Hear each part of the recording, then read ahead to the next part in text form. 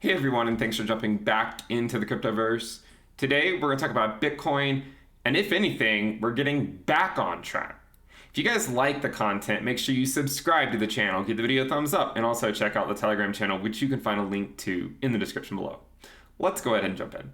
So, we like to measure the return on investment of Bitcoin in a couple different ways. Namely, I prefer measuring it from the market cycle bottom. Other people like to measure it from the halving. Therefore, again, we will measure it from both and just give you an update on where we are in the cycle. While some people feel like we're getting completely off track on this cycle because we're not necessarily tracking the last cycle anymore, this is exactly what we speculated all along. And it wasn't really what we speculated, more so as what the data speculated.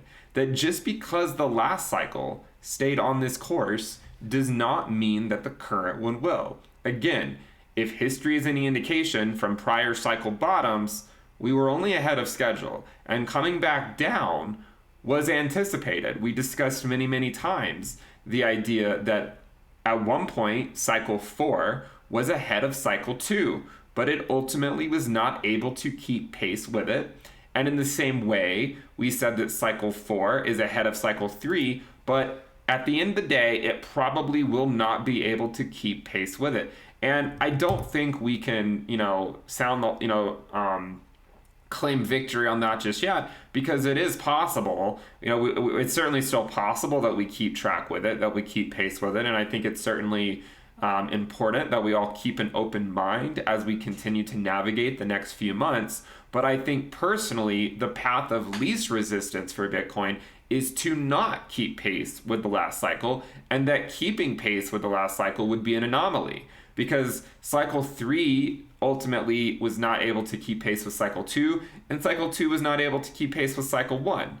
And if we were able to keep pace with those cycles, then the price of Bitcoin would be much higher than it currently is today. But it's not, because you get diminishing returns, and so far you get lengthening cycles as measured from market cycle bottom. So when we look at this, we can just say, well, this always seemed like the path of least resistance. It was somewhat remarkable that Bitcoin was able to keep pace for so long, but I certainly do not expect Bitcoin to go to $300,000 within 4 or 5 months. I just don't see that happening whatsoever. I think those projections are way too high, and that we always said that a cool-off period could come, especially in line with the idea that this could be one of those double peak cycle type formats with the price of Bitcoin, rather than a consistent test of the 20-week SMA, and the idea that we might be too far gone from holding the 20-week. But it doesn't mean we can't go down for a little bit,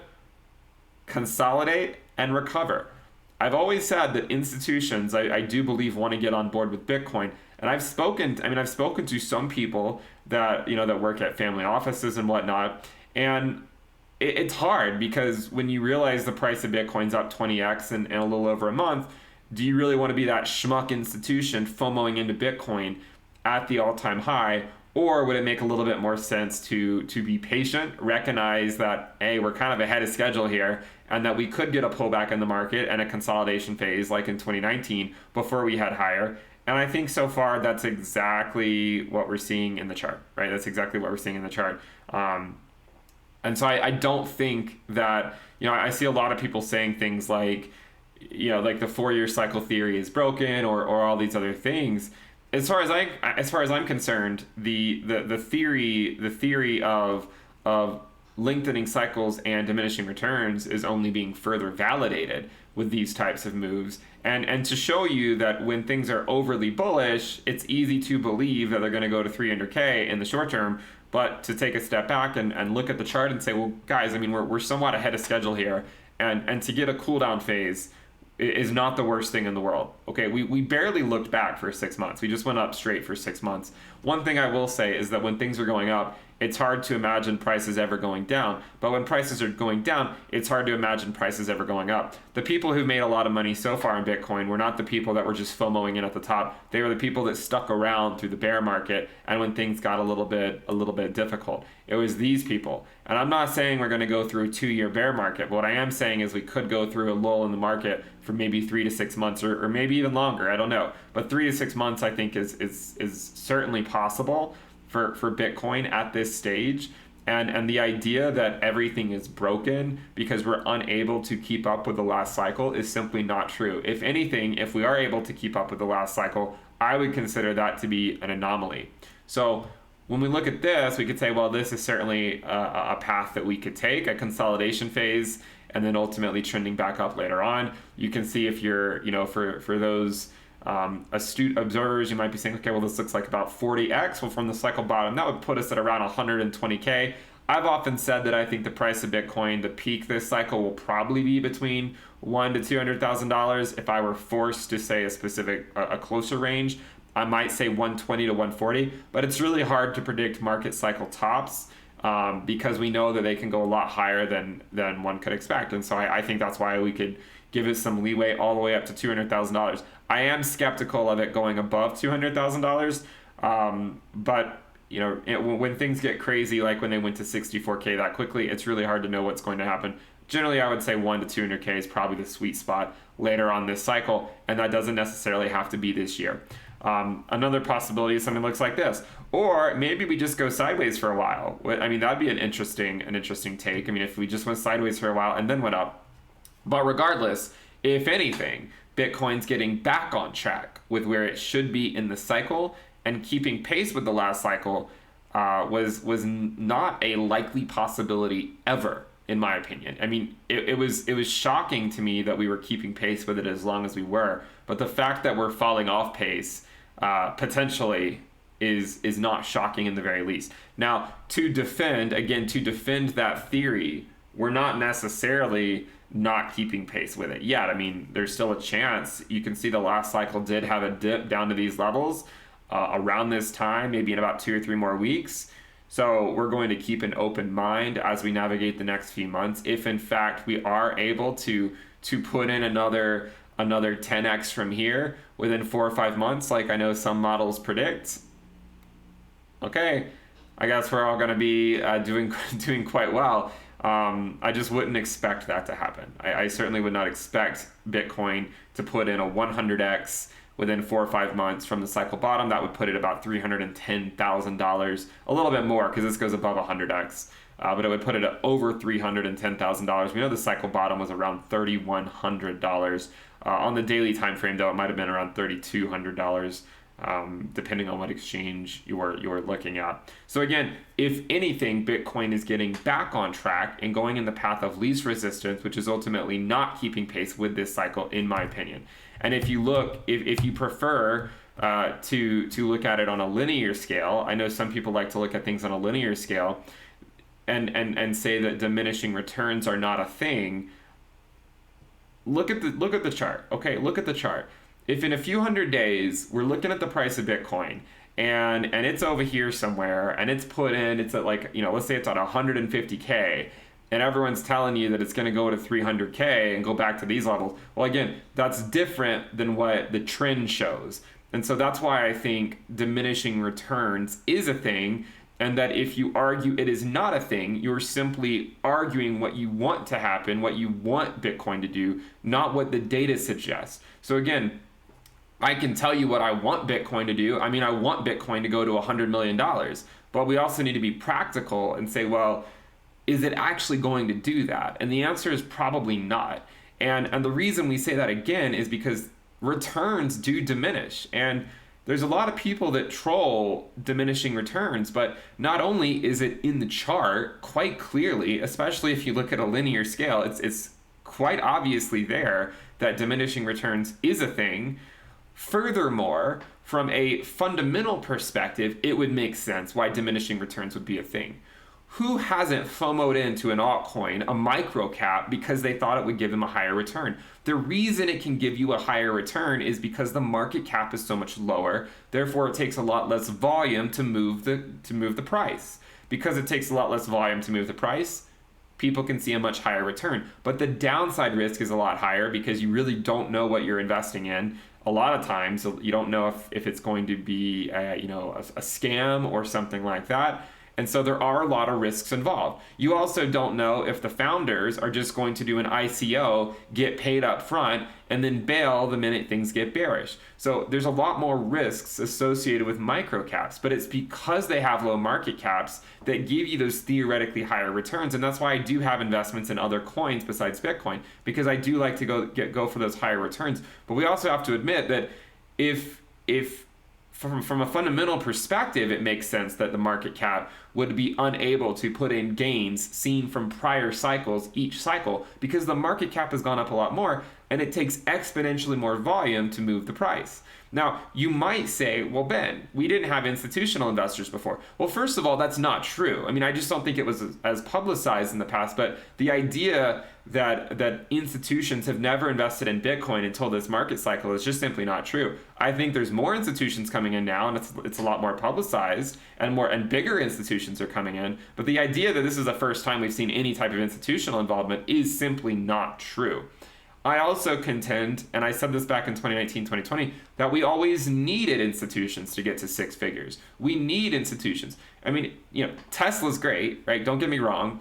MicroStrategy is great. And the other institutions that are coming in that are maybe under the radar are great, but we need a lot of the other larger institutions to also come in. I mean, Tesla's pretty large, don't get me wrong. We need other ones to come in. Okay, even Apple is recently announced that they're looking, to fill some job roles related to blockchain. So it looks like they might be getting into it sometime, or maybe they already are. But regardless, as we continue to navigate the cycle, we need more institutions to come in to get to a 100K, maybe even 140K or 150K. We need these guys to come in. And ideally, we'd like them to get a good price. I mean, everyone likes to say, when things are going up, we all love the institutions. When things are going down, we like to blame the institutions. But for the institutions to want to get in, they need to get in at an attractive price. And getting in at a price 20x from the price 14 months ago doesn't really make a whole lot of sense, because you're literally buying the top. Theoretically, you're potentially buying the top. But if it comes back down like it has, well, then at least you're not buying the top. I mean, buying Bitcoin when it's down 50% is not always the best time to buy, but it's certainly not the worst time to buy. So again, if you don't believe in diminishing returns, and you do think this cycle will ultimately show that diminishing returns is not a thing, you're basically admitting that the trend will change. There's nothing wrong with admitting that the trend will change. Maybe you're right. Maybe you are right, and the trend will change, and we will go to a $300-something thousand Bitcoin. Maybe you're right, but you're basically saying that the trend will change.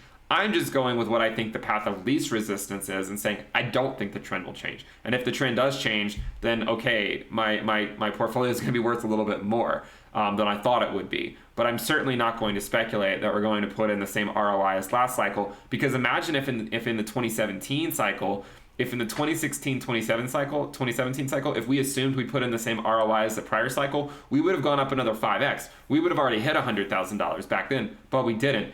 And then if you assumed that this cycle was going to put in the same ROI as the cycle before, we would have gone from 500x up to 700x, but we didn't. So assuming that the cycle peak has to yield the same ROI from the prior cycle is simply taking into account one data point. There are some people that like to say, well, you're only accounting for 3 data points, and dubious extrapolation from the 3 data points is exactly that, very dubious. And I would agree, it is very dubious to extrapolate from 3 data points. What's more dubious is to extrapolate from 1 data point and say that just because it happened like that last cycle, is it's going to happen like that again. Because extrapolating from this one cycle is literally extrapolating from 1 data point. You are extrapolating from 1 data point, I'm extrapolating from 3. Again, they both have limitations, and to some degree we know all models are wrong, some are useful, but I would say extrapolating from 3 is a little bit better than extrapolating from 1, because extrapolating from 1 so far would have not worked out, okay? Again, if you use this cycle to extrapolate this one, it would not have worked out. If you use this cycle to extrapolate this one, it would not have worked out. So my argument is if you use this cycle to extrapolate where the peak is going to be here, to say it's going to go to 300K, this cycle, it's most likely not going to work out. That's the point the charts are showing. Again, if you don't like it, don't take it up with me. Take it up with the data. Here it is. We're measuring it from the halving. Okay, now we're measuring the ROI of Bitcoin as measured from the halving. And this is arguably the best case, the best argument that we're still on track. And so this is why I think we need to keep an open mind. As stubborn as I am, with diminishing returns and lengthening cycles, as stubborn as I will not turn a blind eye if we keep pace, okay? And I think that's important to recognize that if we keep pace, we should not turn a blind eye. Now, for a long time, we were sort of coming through the middle here, and some people speculated that we would continue to stay there. I don't think that's going to be the case, and I would be shocked if we're able to keep up with the last cycle. Now, again, if you look at the last cycle, it ultimately went to about a 30x as measured from the halving. Well, we know from the prior halving, the price was between like $8,000 to $9,000. So I don't remember exactly what the price was. Let's just say it was $8,500. But if we said it was $8,000, then 30x from there would put it at $240,000. If we said it was $9,000, then 30x from there would put it at $270,000. So let's just say $255,000 or so. So if Bitcoin went to $255,000 this cycle, then it would be putting in the same return on investment as measured from the last cycle. And this is why I think that it's unlikely to go to that same level of return this cycle as measured from the halving. Again, is it dubious extrapolation? Of course it is. Of course it is. But if we had 10 cycles, then it would be a lot easier. Also, if we had 10 cycles, the market would adapt. It's not like we can just assume that Bitcoin's going to go up 100x every time the supply halves.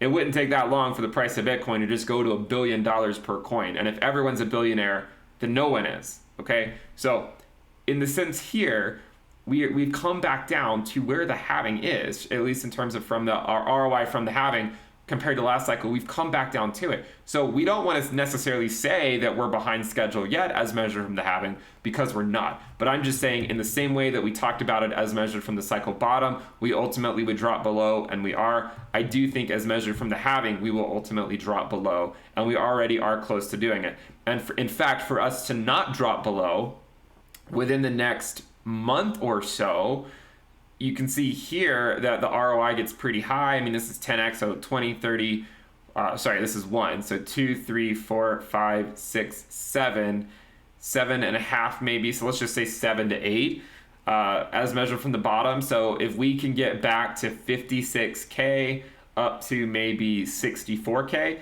if we can put in new all-time highs within the next month or so, then we'll still be on pace. But even if we are able to do that, there's no guarantee that we're then able to go to, 80,000 within 3 months. So I would just say that, hey guys, let's keep an open mind. There's a chance we keep pace with it, but we're certainly not going to take that to the bank. And in my opinion, the path has always been of least resistance, would be that we ultimately come under this prior cycle and put in a cycle peak somewhere over here. Again, is it dubious extrapolation from 2 data points? It is, but I would consider this to be better than dubious extrapolation from 1 data point. So maybe something that looks like that. If you guys like the content, make sure you subscribe to the channel, give the video a thumbs up, and also check out the Telegram channel, which you can find a link to in the description below. If you want to know how I'm navigating these markets, make sure you check out the premium list. You can find a link to the sale and lock in the lower rate in the description below as well. You'll figure out how I'm navigating these markets, get weekly reports, weekly videos, the Telegram alerts channel, the Telegram chat room, the risk dashboard, the Into the Cryptoverse app, and more. Make sure you guys check that out. Thank you guys for tuning in. Definitely subscribe to the channel if you want to follow these charts for the duration of the market cycle, and I'll see you next time. Bye.